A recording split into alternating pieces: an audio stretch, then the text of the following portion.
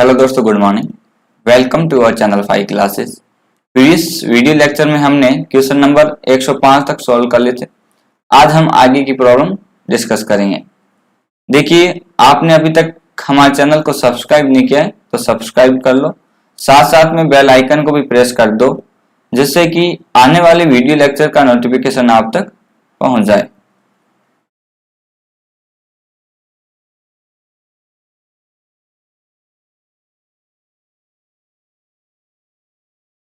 देखिए, अभी का स्टेटस देखिए। सब्सक्राइब, जिसने चैनल को सब्सक्राइब कर रखा है वो है 21.5% जो चैनल पे विजिट कर रहे हैं और जिन्होंने सब्सक्राइब कर लिया। और जो चैनल पे विजिट तो कर रहे हैं पर चैनल को सब्सक्राइब नहीं किया है, वो रेशो देखो आप। तो प्लीज आप चैनल को सब्सक्राइब करना ना भूलें। आपके एक सब्सक्राइब से हमें मोटिवेट मिलता है, जिससे हमें सपोर्ट मिलता है। तो प्लीज आप चैनल को सब्सक्राइब जरूर करें, सब्सक्राइब करना ना भूलें। अब नेक्स्ट क्वेश्चन देखिए। For a damped oscillator, for a देखिए for a damped oscillator mass of the block is 200 gram, K equal to 90 Newton per meter and damping constant B equal to 40 gram per second. The time in which its mechanical energy will be one half of its initial value is. किसी अवमंदित दोलक के लिए गुटके का द्रव्यमान K तथा अवमंदन स्थिरांक वह समय जिसमें यांत्रिक ऊर्जा अपने प्रारंभिक मान की आधी रह जाएगी, वो आपको समय ज्ञात करना है। तो सॉल्यूशन देखिए, इसका समझिए।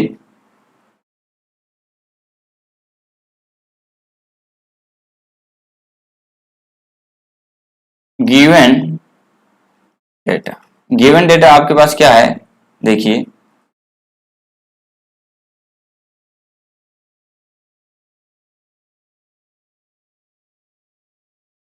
हाँ, गिवन डेटा है आपके पास, एक तो मास है,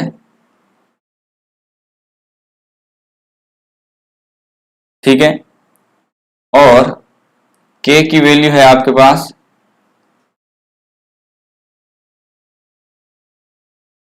B की वैल्यू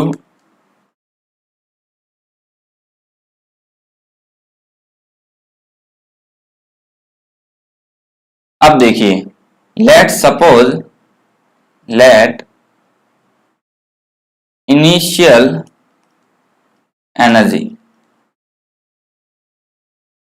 एनर्जी को हम मान लेते हैं, वो है E नॉट। क्या है? E not. अब क्वेश्चन में कह रहा है कि वह समय जिसमें यांत्रिक ऊर्जा अपने प्रारंभिक मान की आधी रह जाएगी, वह समय ज्ञात करना है, यानी कि T आपको ज्ञात करना है, जिसमें एनर्जी E इनिशियल एनर्जी की आधी, वन हाफ, ठीक है। इनिशियल एनर्जी क्या, E नॉट की हाफ रह जाती है, ठीक है। वो समय आपको टाइम ज्ञात करना। तो सॉल्यूशन देखो, सॉल्यूशन ये है, इनमें रिलेशन क्या होगा, energy E equal to E naught E की power minus T upon tau. T denote कर रहा है टाइम को, और tau energy relaxation time. Energy relaxation time कहने का मतलब है कि एनर्जी प्रारंभिक वेग की जब E नॉट अपॉन E रह जाती है तो वो समय कहलाता है टो, एनर्जी रिलैक्सेशन टाइम। अब देखिए फ्रॉम क्वेश्चन ये कह रहा है कि एनर्जी कितनी हो रही, हाफ हो रही है, तो यहां लिख दीजिए E naught by 2 equal to E naught E की power minus T upon tau. E naught से E नॉट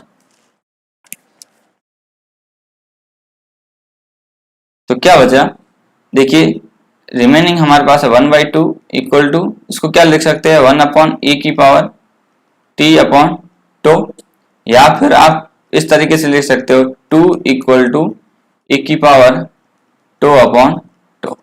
अब e को हमें एलिमिनेट करना है, तो देखिए इसको क्या करेंगे, दोनों और log ले लेंगे, तो देखिए ये बनेगा log2 और log ये कैंसिल हो जाएगा, e और log, तो ये बचेगा अपने पास t/τ।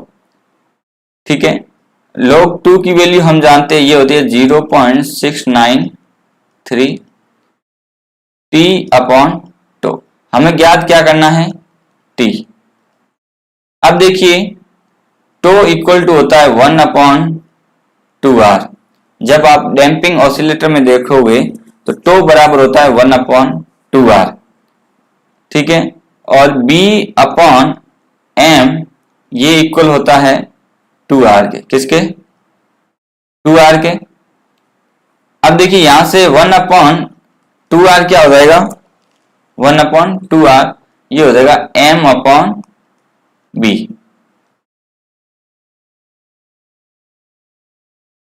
तो देखिए t equal to 0.693 into tau, तो टो की वैल्यू कितनी हो जाएगी, यहां से देखिए 1/r टो होता है, तो ये हो जाएगा m/b, तो ये हो जाएगा 0.693 इंटू m/b। यहां से देखिए 0.693 इंटू m की वैल्यू आपके पास, m की वैल्यू है 200 ग्राम,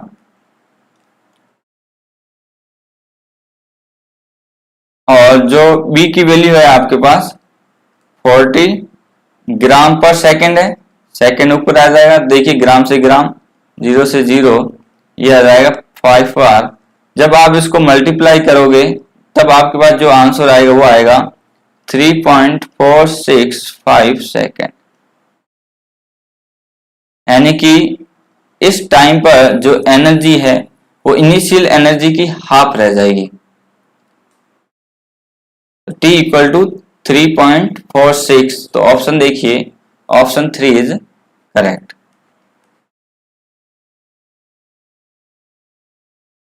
नेक्स्ट प्रॉब्लम देखिए,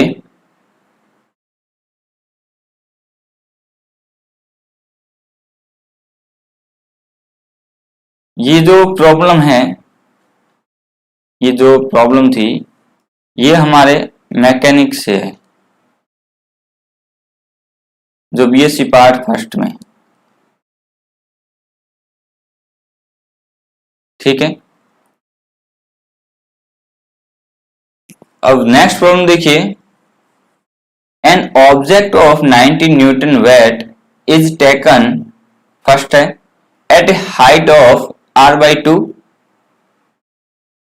at a height of r/2 from the surface of the earth and at a depth of r/2 from the surface where r equal to 6400 kilometer radius of earth, then weight of the object will be respectively।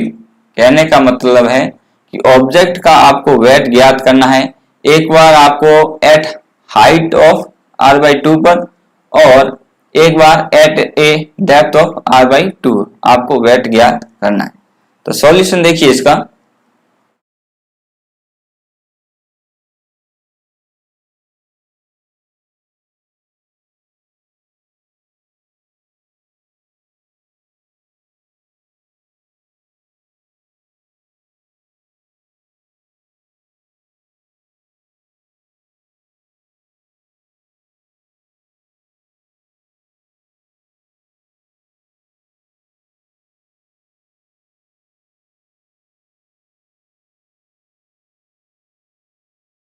हाँ solution देखिए, सबसे पहले जो given data वो लिख दीजिए,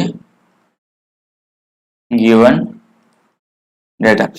data आपके पास है कि आपको W दे रखा है 90 न्यूटन।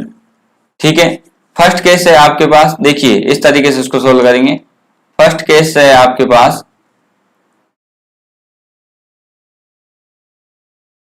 यदि कि हाइट की बात करें वो है r/2। सेकंड केस है हमारे पास डेप्थ यानी कि a r/2। ठीक है, यहाँ पे आपको W ज्ञात करना है और यहाँ भी आपको क्या ज्ञात करना है, W ज्ञात करना है। तो देखिए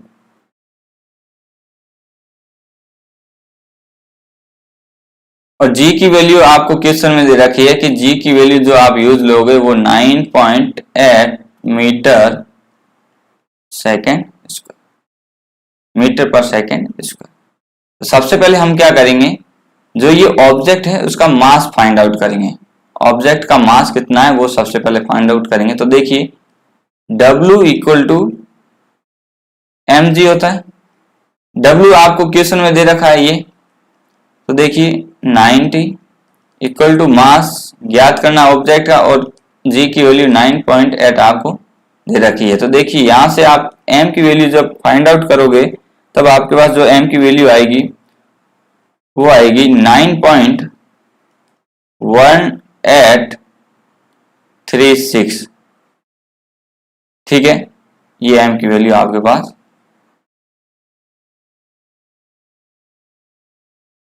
अब देखिए फर्स्ट केस लेके चल रहे हैं, हाइट h यानी कि r/, आपको एक्सीलरेशन ड्यू टू ग्रेविटी यानी कि h हाइट पर जाएंगे तो उस time acceleration due to gravity क्या होगी। तो देखिए ये आपको रिलेशन ध्यान में होना चाहिए, g dash equal to g upon 1 plus h upon r whole square. ठीक है, g डैश क्या है, हाइट h पर एक्सीलरेशन ड्यू टू ग्रेविटी और अर्थ पर ये जो g है ऑन अर्थ। ठीक है, अब देखिए g dash equal to g upon 1 plus h कितना है r/2 dot 1/r whole square. यहां से देखिए g अपॉन r से r 1/2 और ये हो जाएगा 3/2 होल स्क्वायर। तो देखिए ये बनेगा g into 4 upon 9। g dash यदि वैल्यू आप पुट करोगे तो g dash equal to g की वैल्यू 9.8 इंटू 4 अपॉन 9, तो g डैश की वैल्यू आपके पास आएगी 4.355 मीटर पर सेकेंड स्क्वायर। ठीक है, अब देखिए h हाइट पे हमें वेट भी ज्ञात करना है। तो वेट क्या है, W इक्वल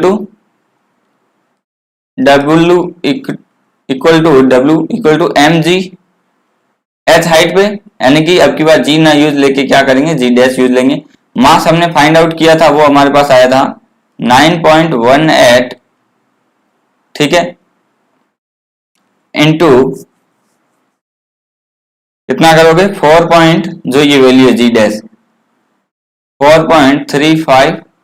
जब आप इसको मल्टीप्लाई करोगे तब आपके पास जो वैल्यू आएगी वो अप्रोक्सीमेट 40 न्यूटन। ठीक है, ये तो बात होगी h हाइट पर। अब देखिए डेप्थ की बात करें, सेकेंड है हमारे पास। यदि डेप्थ की बात करें तो देखिए g डैश की वैल्यू आएगी g मल्टीप्लाई 1 माइनस डेप्थ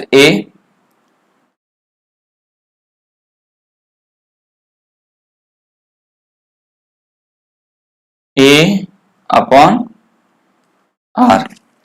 ठीक है, तो देखिए यहां से g 1 माइनस a की वैल्यू r/2,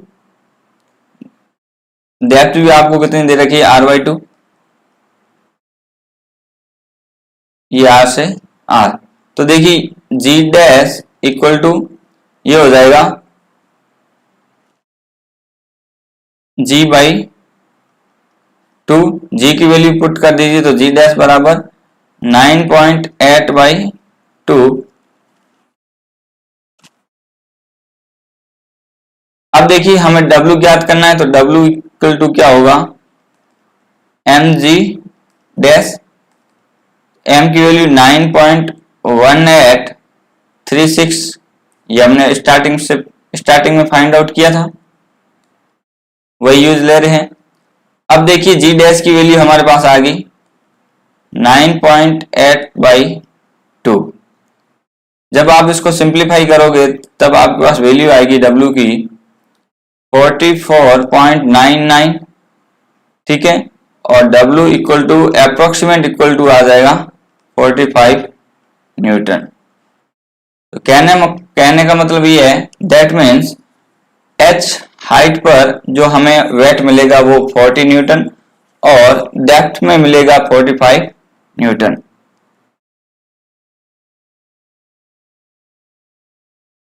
तो ऑप्शन 3 इज करेक्ट।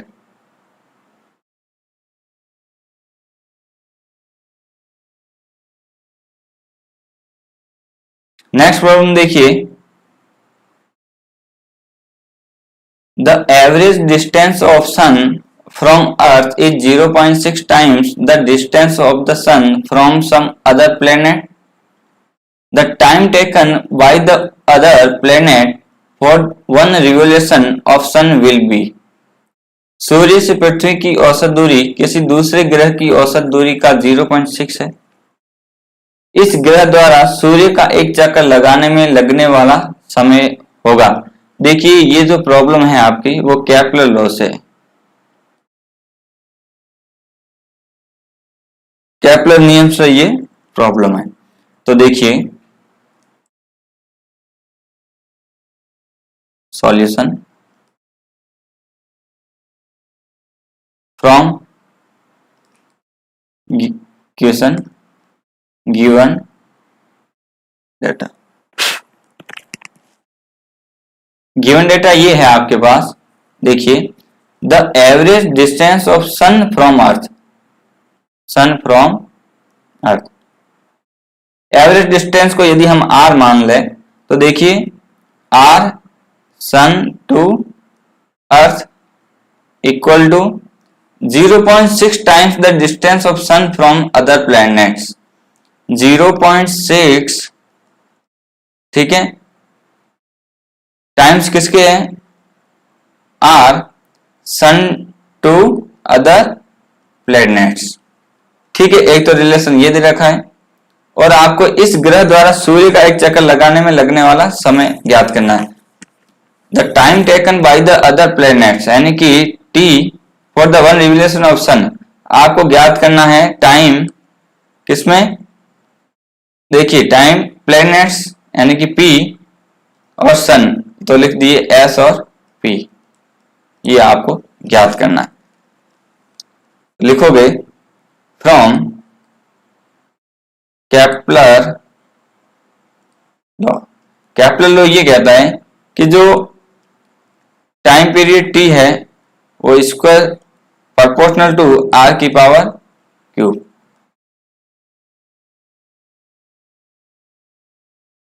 ठीक है, यहां तक कोई डाउट? आगे चलें। अब देखिए यहां से हम अपने को फाइंड आउट करना है टाइम s और p का। तो देखिए इसको इस तरीके से लिख सकते हैं कि t प्रोपोर्शनल टू r की पावर 3/2। तो देखिए इसको इस तरीके से लिखो t s, यदि इसको आप स्मॉल t ना लिखे कैपिटल T लिख दो।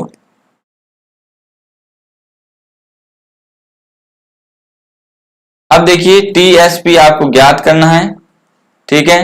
टी सन और earth equal to R sun और planets upon R sun to earth की पावर 3/2। फिर यहां से देखिए टी एस पी क्या आएगा, T S P equal to R S P आपको क्वेश्चन में दे रखा है क्या, देखिए आर एस ई आपको क्वेश्चन में दे रखा है। तो आर एस पी ये हो जाएगा मल्टीप्लाई, तो देखिए TSE RSP अपॉन RSE कितना है 0.6 times of RSP, value put कर दीजिए 0.6 RSP की पावर 3 बाई, ये देखिए ये कैंसिल हो गया। अब हम जानते हैं कि जो अर्थ है और सन है, ये जो टाइम पीरियड है वो है 1 ईयर, कितना है ये आपको ध्यान में रखना है। और देखिए तो ये क्या बन जाएगा 10/6 की पावर 3/2। तो या फिर आप इसको इस तरीके से सॉल्व कर सकते हो 10/6 रूट ऑफ 10/6। ठीक है, जब आप इसको सॉल्व करोगे तब आपके पास जो वैल्यू आएगी वो टाइम पीरियड आएगा 2.14 ईयर।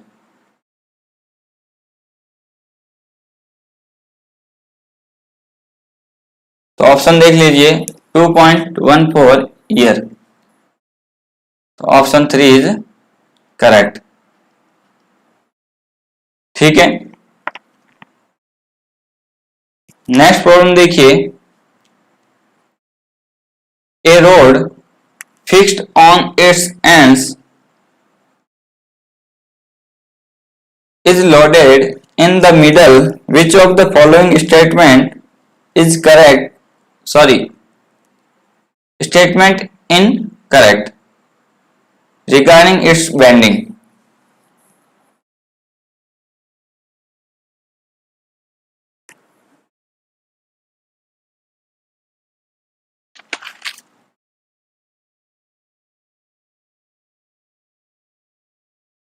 देखिए solution,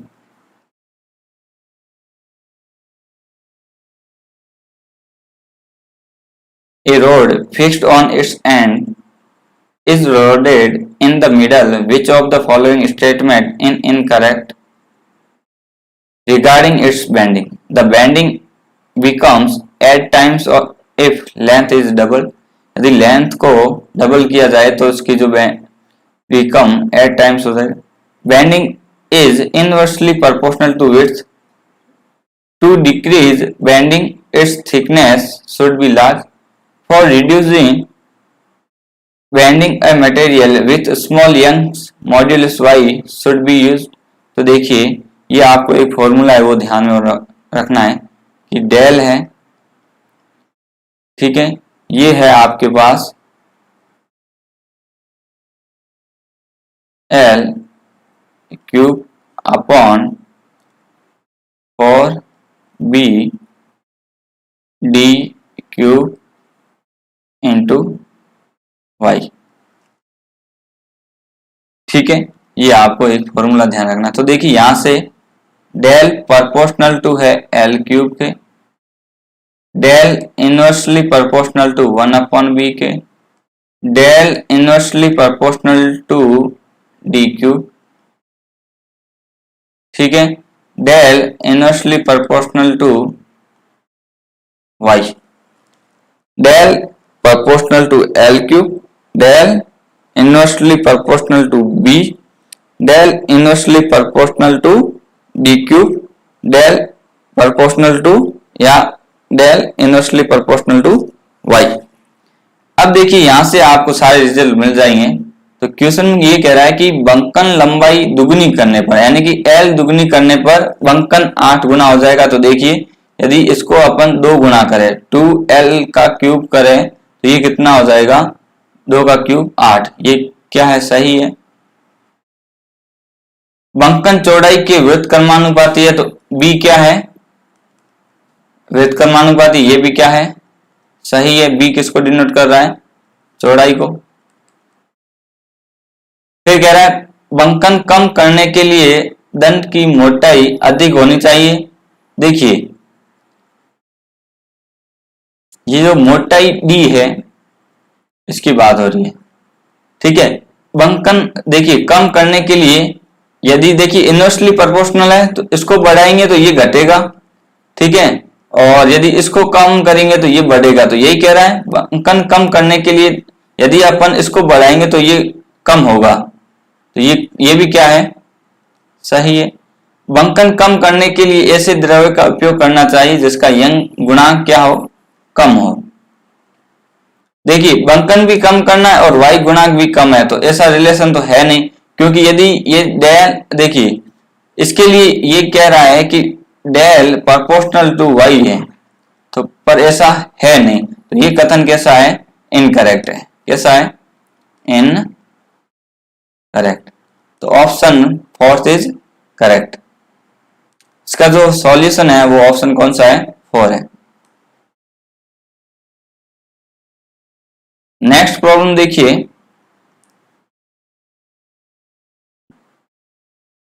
A solid cube of copper has side of 10 centimeter.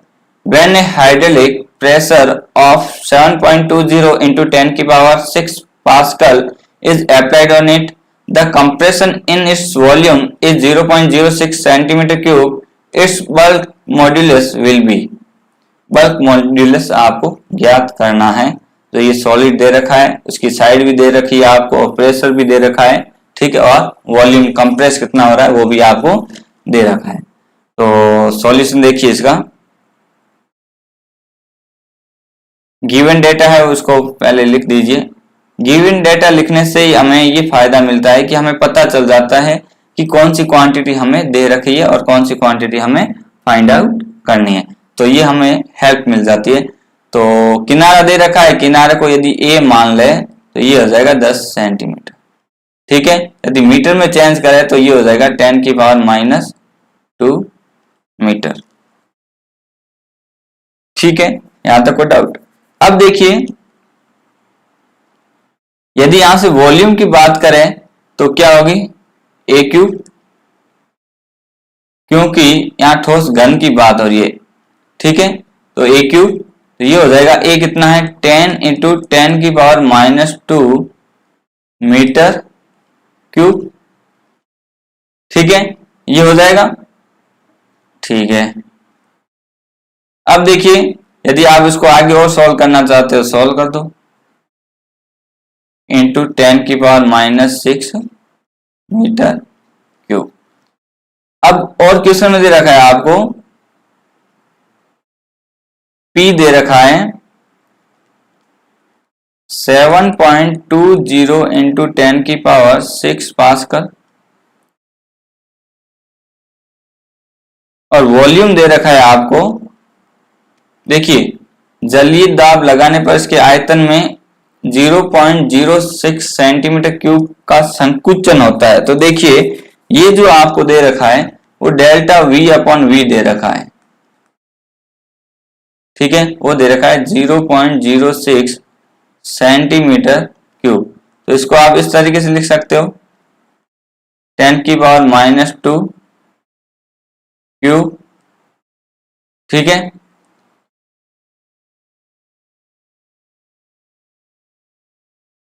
ठीक है, अब देखिए इसको किस तरीके से लिखोगे, 0.06 इंटू 10 की पावर -6, ठीक है। हाँ, तो नेक्स्ट देखिए, अब हम फॉर्मूला यूज लेंगे, हमें के ज्ञात करना है। क्या ज्ञात करना है, के क्या है यहाँ पे, तांबे का आयतन गुणांक, ठीक है, बल्क मॉड्यूलस ऑफ कॉपर, ठीक है। अब देखिए के, इसका जो फॉर्मूला आपको ध्यान रखना है, force per unit area upon change in volume upon initial volume, change in volume upon initial volume. देखिए फोर्स पर यूनिट एरिया ये क्या होता है, प्रेशर होता है, क्या होता है, प्रेशर, ये आपको ध्यान में रखना। तो ये हो जाएगा pressure into volume upon delta we. ये डेल्टा V अपॉन V नहीं है आपके पास, ये डेल्टा है V है, सॉरी, ये ध्यान रखना, क्या है, डेल्टा V है। अब देखिए P की वैल्यू आपके पास क्वेश्चन में दे रखी है 7.20 इंटू 10 की पावर -6 है या +6 है, देखिए +6 है,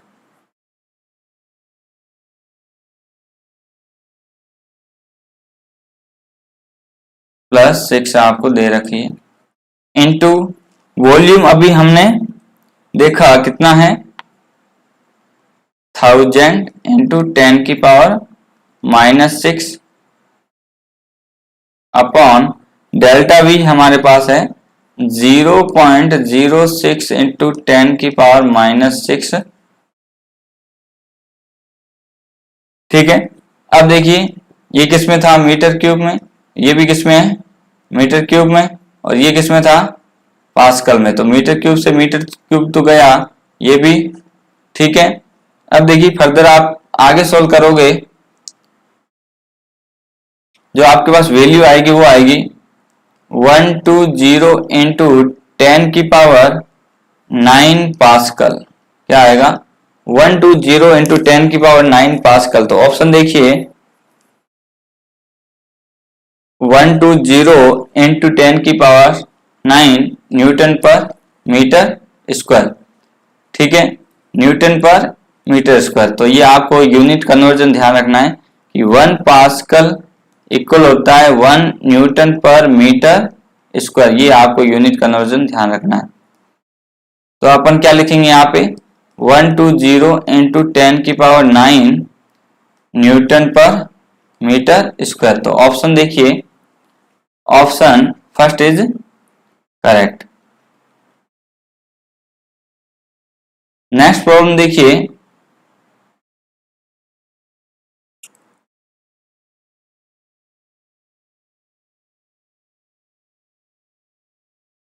नेक्स्ट प्रॉब्लम है सरफेस टेंशन से। A few statement are given below regarding the surface tension of a liquid, choose the correct option.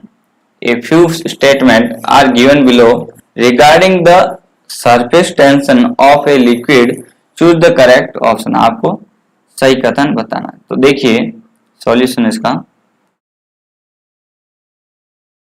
Solution ये है कि यदि कोई आपके पास लिक्विड है, क्या है, लिक्विड है,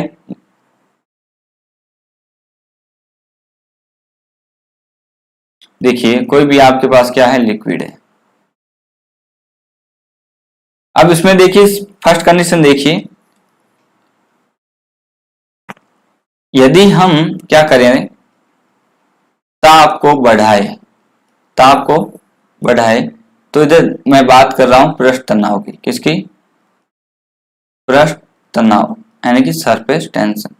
सरफेस टेंशन T होता है force per unit length, force per unit length. अब देखिए यदि हम ताप बढ़ाएंगे तो देखिए पृष्ठ तनाव क्या होगा, घटेगा। पृष्ठ तनाव क्या होगा, घटेगा, क्योंकि जो अंतराणिक परमाणु है,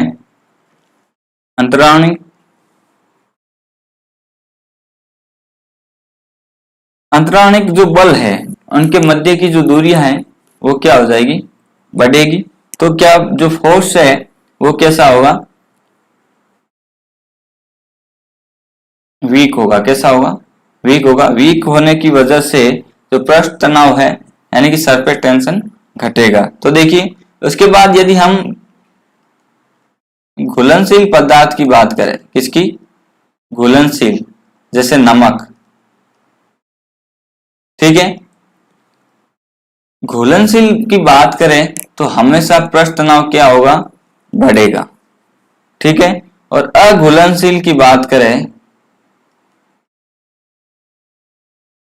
यदि हम किसी द्रव में अघुलनशील पदार्थ जैसे साबुन, अपमार्जक, ठीक है, फिनोल आदि यदि मिला ले तो इससे पृष्ठ तनाव हमेशा क्या होगा, घटेगा। पृष्ठ तनाव क्या होगा, घटेगा। यहां घटेगा, बढ़ेगा और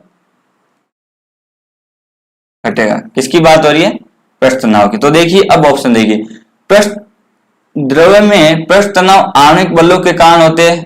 तो देखिए पृष्ठ तनाव का रीजन होता है आणविक बलों, ये सही है। द्रव का पृष्ठ तनाव ताप बढ़ाने पर घटता है। देखिए ताप बढ़ाया तो घटेगा, ये भी सही है। जल में फिनोल साबुन डालने पर पृष्ठ तनाव बढ़ता है, तो देखिए ये कैसे है, अघुलनशील है। कैसे है, अघुलनशील है, तो मतलब घटेगा, ये कह रहा है बढ़ेगा, तो ये ऑप्शन क्या है, इनकरेक्ट। जल में घुलनशील जैसे नमक घोलने पर पृष्ठ तनाव बढ़ता है। देखिए घुलनशील है, बढ़ेगा, तो ऑप्शन क्या है, करेक्ट। तो ऑप्शन कौन कौन से करेक्ट है, ए, बी और D, A B D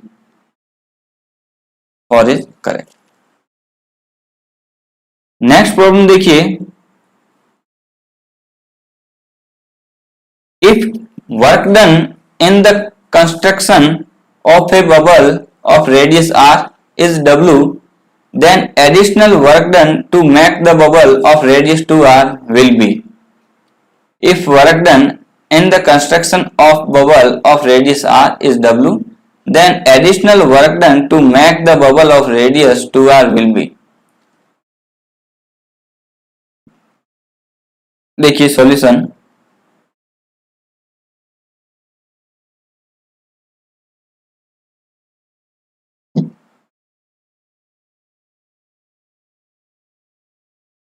solution ये है। देखिए वर्क डन क्या होता है, फोर्स इनटू डिस्प्लेसमेंट। क्या होता है, फोर्स इनटू डिस्प्लेसमेंट। और देखिए सरफेस टेंशन क्या होता है, फोर्स पर यूनिट लेंथ। यहां से देखिए फोर्स क्या हो जाएगा, टेंशन इनटू एल। तो लिखिए तो W इक्वल टू यानी कि work done equal to tension into L, और डिस्प्लेसमेंट भी यदि हम L मान लें तो ये क्या हो जाएगा, W equal to T L square. और देखिए एरिया क्या होता है, L स्क्वायर होता है, तो हम क्या लिख सकते हैं कि W equal to T delta A. L square को हम क्या लिख सकते हैं, टी डेल्टा ए।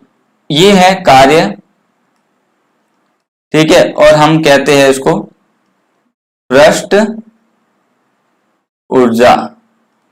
क्या बोलते हैं इसको, पृष्ठ ऊर्जा, सरफेस एनर्जी। ठीक है, ये फॉर्मूला आपको ध्यान रखना है। अब देखिए, अब बात करें बबल की, तो देखिए जो एरिया होगा इसके पास वो है टी पाई आर स्क्वायर। ठीक है, ये है अपने पास W। फर्स्ट एरिया था हमारे पास, ये होगा। ठीक है, अब ये कह रहा है कि यदि हम R को 2R करें, R को क्या करें 2R करें, तो देखिए W इसको 1 या W1 मान दीजिए। ठीक है नाम, तो देखिए ये T पाई 2R स्क्वायर, तो ये हो जाएगा 4T पाई R स्क्वायर। अब ये कह रहा है, देखिए क्वेश्चन में कह रहा है आपको then additional work done to make the bubble of radius, यानी कि जो अतिरिक्त कार्य है वो कितना होगा। ठीक है, जब बुलबुले की त्रिज्या कितनी हो 2R। तो देखिए अपन क्या करेंगे, यदि W डैश हमें ज्ञात करना है तो हम क्या करेंगे, W1 माइनस W अतिरिक्त ज्ञात करना है। तो देखिए 4T pi R square minus W कितना है T पाई आर स्क्वायर, तो यहां से कितना आ जाएगा 3T पाई आर स्क्वायर। तो देखिए T पाई आर स्क्वायर को W लिख सकते हैं, तो W dash equal to 3W। देखिए कितने गुना हो रहा है, 3 गुना, 3 टाइम्स। तो देखिए ऑप्शन 3 इज करेक्ट। जो अतिरिक्त कार्य होगा वो 3 times of initial work done. ठीक है, नेक्स्ट प्रॉब्लम देखिए, which is the correct expression for Reynold number RE, rho VD and neta are respectively the density, speed of flow of the liquid, diameter of the tube and viscosity of the fuel.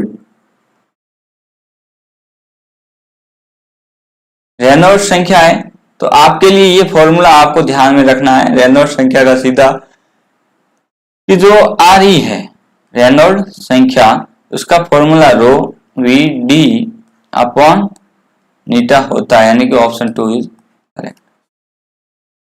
ये formula है, आपको सीधा ध्यान में रखना है।